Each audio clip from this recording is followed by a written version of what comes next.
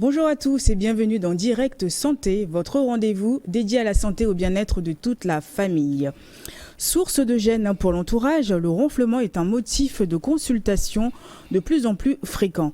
Pathologie peu connue, le syndrome de l'apnée du sommeil est une cause relative fréquemment de troubles de sommeil. Donc de nombreuses personnes ignorent qu'elles souffrent de ce trouble et ne peuvent ainsi bénéficier des traitements disponibles. Donc pour mieux comprendre la gravité du ronflement et aussi le syndrome de l'apnée du sommeil, nous avons le témoignage de Monsieur Kokou Mensan qui nous explique le calvaire qu'il vit au quotidien. Vidéo de Bonito.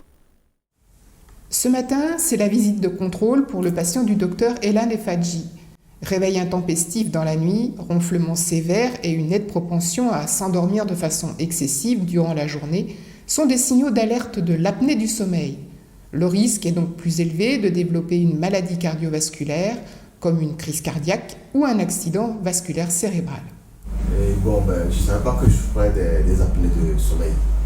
Et je suis allé à une consultation de tension et on a remarqué que ma tension était plus élevée. Et suite à des produits qui ne donnaient pas d'effet, et le confrère m'a envoyé chez un autre confrère. C'est là où j'ai fait l'examen de polygraphie ventilatoire. Des épisodes répétés d'interruption de la respiration et le manque d'oxygène qui résulte de l'apnée du sommeil pourraient endommager certaines cellules des parois des vaisseaux sanguins, entraînant ainsi des troubles du contrôle de la tension artérielle. Nécessité pour le praticien d'effectuer un examen approfondi en cabinet. Nous avons plusieurs capteurs. Il y a le capteur du ronflement, donc voici. Alors, voici le capteur du ronflement qui nous donne une idée sur la sévérité des apnées et tout. En dehors de ça, il y a les sangles thoraciques et abdominaux. Il y a le saturomètre aussi, qui donne une information sur la saturation au cours du sommeil. Pour corriger l'apnée du sommeil et prévenir ainsi les risques qui y sont associés, certaines mesures simples peuvent être efficaces pour la réduire. Quand perte de poids ou encore limitation de consommation d'alcool ne sont plus suffisantes pour corriger le problème, le traitement à l'aide de la pression positive nasale continue s'impose chaque nuit. Cette machine pousse de l'air sous pression dans les poumons à travers un masque placé sur le nez. Son usage permet de prévenir l'obstruction des voies respiratoires. Le patient retrouve alors un sommeil plus réparateur et contribue à minimiser les risques de développer les maladies cardiovasculaires.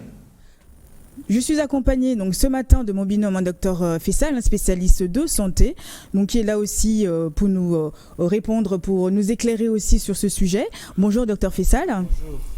Donc notre invité aussi de ce jour, c'est le docteur Elan Efadji, qui est médecin cardiologue et la médecine du sommeil, excusez-moi. Donc qui est aussi qui est là justement, un spécialiste dans le trouble du sommeil. Il va nous parler de tout ça dans un instant. Et puis en deuxième partie de l'émission, nous répondrons à vos questions que nous avez laissées sur notre page Facebook, également sur notre numéro WhatsApp. Donc je vous le répète encore une fois, notre numéro WhatsApp qui est le plus 228 79 84 27 52. N'hésitez pas, laissez vos commentaires, laissez vos questions, nous sommes là pour vous. Bonjour docteur Elan, comment allez-vous? Bonjour madame, je vais bien. Ravi de vous avoir avec nous ce matin. Nous sommes honorés. Donc comme on a pu voir un petit peu dans la vidéo de Monsieur Kokou Mensan, donc on parle un peu de ce problème, ce gêne respiratoire. Donc parlez-nous un petit peu, qu'est-ce que c'est que le ronflement? Alors merci madame pour l'occasion que vous me donnez ce matin de parler d'un sujet qui me semble important aujourd'hui, qui est le ronflement. Alors disons que le ronflement c'est un bruit respiratoire qui survient pendant le sommeil. Oui. Donc autre caractéristique, c'est un bruit qui n'est pas perçu par le sujet. Voilà, qui peut être très fort, désagréable, gênant pour l'entourage, qui peut aller jusqu'à 85 décibels. Ah oui. Ah oui, c'est ça. J'imagine bien le son, le bruit que ça doit faire vraiment avec les baffes. Absolument. Et ce ronflement-là, c'est, comment c'est venu, ça vient comment ça se passe? Alors, déjà, disons que l'âge est un facteur de risque de ronflement. Déjà, à partir de 60 ans, vous voyez que le risque pour ronfler quand même est important. Le sexe masculin. Oui. Vous voyez, et dans certaines régions, on pense que le ronflement est un signe de virilité. Vous voyez, quand vous rentrez à la maison et vous entendez papa ronfler, on sent que oui, il y a un garçon ici. Voilà. Il y a l'obésité également. L'obésité, effectivement, qui est une cause également. Il y a le tabagisme. Aussi. L'alcool, la prise de certains médicaments comme les somnifères. Et derrière, il y a ce qu'on appelle le syndrome d'apnée du sommeil. L'apnée du sommeil. Voilà, c'est ça. Justement, mais docteur Fissal, est-ce que vous ronflez, vous hein? Vous n'avez pas encore 50, 60 ans? C'est un signe de virilité, même si je ronflais. Donc, ce syndrome d'apnée du sommeil, alors c'est quoi? Ça vient après? C'est-à-dire c'est le ronflement qui provoque ça? C'est quoi exactement, docteur? Non, déjà, disons que le syndrome d'apnée du sommeil, c'est une interruption de la respiration. Ça peut être une interruption totale ou partielle de la respiration au cours du sommeil. Et le principal cause, c'est le ronflement. Je voudrais qu'on fasse bien cette nuance. Oui. Et ce n'est pas le ronflement qui aboutit au syndrome d'apnée du sommeil. Au contraire, le ronflement est un signe, je pourrais dire un signe majeur de ce que nous appelons le syndrome d'apnée du sommeil, que je viens de définir là tout de suite. Donc il y a une coupure de... Oui, c'est une interruption de la respiration. C'est-à-dire à un moment donné où, dans la nuit où les gens ne respirent pas, parce que celui qui a souffre de cette maladie ne respire pas, la respiration se coupe. Voilà, donc c'est ça, l'apnée du sommeil. Comment on diagnostique ça? Alors, il y a déjà les signes qui peuvent nous alerter, comme on vient de le dire, le ronflement. Oui. Le ronflement, un ronflement sonore qui perturbe l'entourage et qui s'aggrave au fil des mois ou bien des ans. Franchement, il faut penser au syndrome d'apnée du sommeil. Bon, il y a d'autres signes également, la somnolence d'une excessive. Donc, si quelqu'un qui dort à des endroits ou à des moments inappropriés. N'importe où, n'importe quand. N'importe comment. Voilà, quelqu'un qui dort au volant. Ah oui, au volant aussi. Volant, oui, effectivement.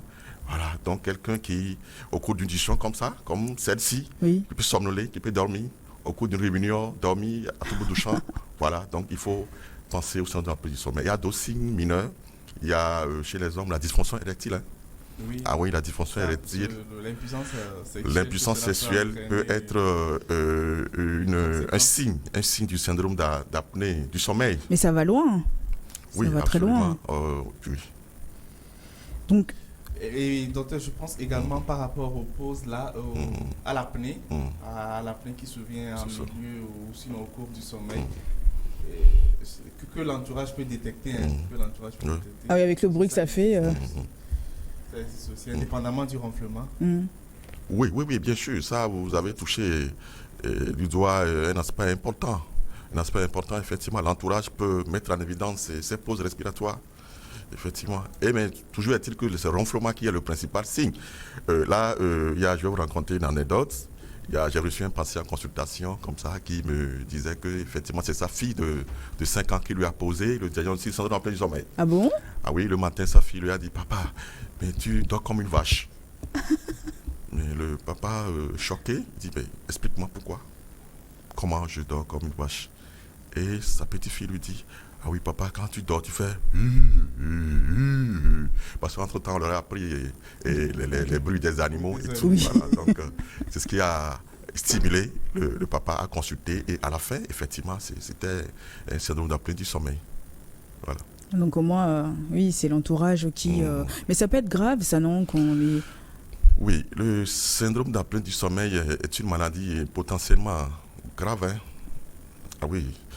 Ça paraît banal, mais ça peut être grave et c'est les atteintes cardiovasculaires qui sont en premier plan. Ah oui, donc ça va. Comme chef de file, l'hypertension artérielle, les troubles du rythme, on peut aller jusqu'aux accidents vasculaires cérébraux, les AVC. Oui. Voilà. Il y a le diabète aussi, le syndrome d'apnée du sommeil à travers des mécanismes que je ne vais pas vraiment expliquer ici, un peu compliqués. Vous pouvez leur détailler justement pour qu'on puisse comprendre. Peut aboutir au diabète. Il y a les troubles du comportement aussi.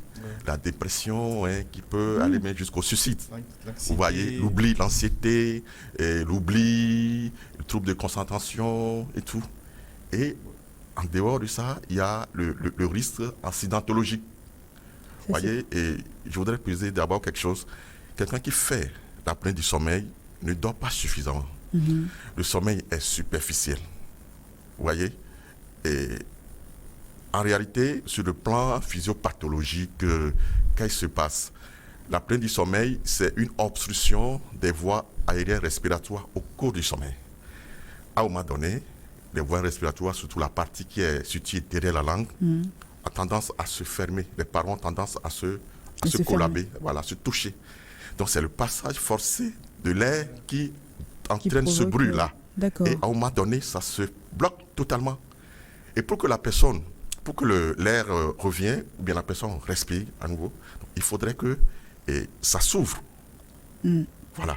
Et pour que ça s'ouvre, cette filière, ces voies respiratoires s'ouvrent, il faudrait que la personne se réveille. En réalité. Ça rétrécit. Bon, on a une image là, je ne sais pas si...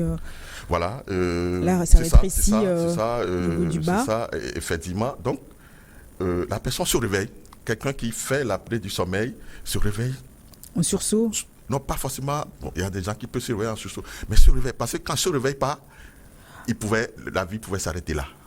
D'accord. Donc, c'est un mécanisme d'adaptation. Il faut qu'il se réveille pour qu'il reprenne la respiration. Vous voyez, imaginez quelqu'un qui se réveille, disons, plus de peut-être 50 fois, voire plus, la nuit. Ça veut dire que cette personne ne dort pas. Ne dort pas. Voilà. Donc, il va somnoler dans la journée. Donc, il peut dormir au volant. Là. Donc, ce qui explique le risque d'accident, etc. Et comment on peut l'éviter, ça? Docteur Fessal, vous voulez rajouter quelque chose? Comment on peut l'éviter, ça? Éviter le syndrome d'apnée du sommeil, c'est d'abord parler des causes effectivement, de cette maladie. La principale cause, c'est l'obésité. Bon, je l'ai dit, il y a l'âge. Et également, bon, l'âge, bon, ce sont des facteurs non modifiables. On ne peut rien contre l'âge. Ah, ça, vous voyez, on ne peut pas arrêter le temps. Il y a le tabagisme, voilà, il y a l'alcool. Puisque l'alcool relâche ces parois-là, les voies aériennes respiratoires. Effectivement, surtout l'alcool, après de l'alcool le soir. Ah, il faut éviter. Voilà. Donc, c'est tout ça. C'est pas un relâchement total aussi quand on dort, ça peut être aussi, justement, quand on a bien bu et qu'on on est complètement KO, ça peut aussi... ça arrive aussi. Oui, ça arrive. Ce sont des ronflements, des apnées occasionnelles. Oui, ça peut arriver, quoi. Mais ce n'est pas forcément le syndrome d'apnée du sommeil dont nous parlons. Et quels sont les traitements? Quels sont les traitements pour que les gens puissent aussi savoir? Alors, le traitement va dépendre de la cause. Bon, on va revenir juste, je vais couper un instant, on revient juste après les infos. Okay. On va parler du traitement juste après les infos. Restez avec nous.